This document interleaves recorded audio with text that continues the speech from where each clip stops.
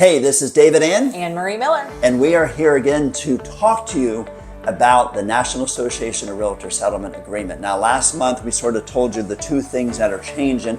What we want to talk about today is how that would affect you as a buyer as well as a seller. And bottom line, it comes down to it makes it even more important that you're working with the right agent. Right. Absolutely. Absolutely. You want to make sure that because the biggest thing is, I think the biggest change right now is that you have to sign a buyer agency agreement with whatever realtor that you're working with. And you didn't have to do that before. You did not have to do that before, for sure.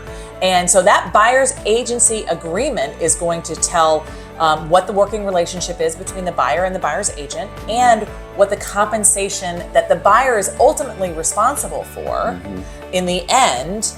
However, you need to work with an agent that can navigate through those options and different things to deal with that. Yeah, and you want somebody that provides you value. If all that they're doing is saying, I'll meet you at the house and show you the house with that magic key to let you in, I'm not quite sure if that's enough value. I quite honestly see that as a commodity nowadays. Yes. So you want the agent, as you said, that can understand what's going on with the NAR settlement, how to navigate through that. But more importantly, from a buyer perspective, who provides you the most value? Because as they provide value, that can save you money on the back end that will more than offset anything that you have. Yep, and the most options as well. It's about educating the buyers. If you don't have an agent that's educating you on the market and what to expect out of this market, I agree with you. I'm not sure that that's the value you need. Now, from a seller perspective, does this mean that I don't have to pay buyer's agents anymore when I sell my house?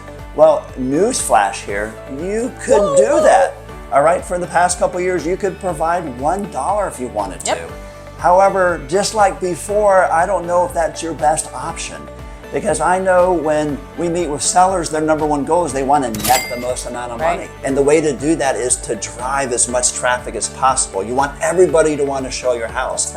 If you're not providing a commission, I'm not sure if that's going to accomplish that. If anything, the house will sit longer and probably sell for less money. And how do sellers pay that commission now? That's a great question. So it's not going to be on MLS anymore. However, they can still do seller concessions. They can still provide a seller concession.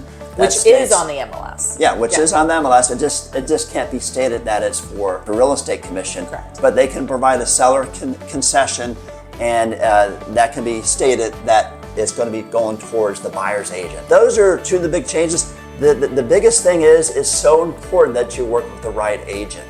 Somebody who's experienced, somebody that can provide value at the beginning, the end, and throughout the entire process to make this a hassle-free experience and help you achieve the goals that you're looking for.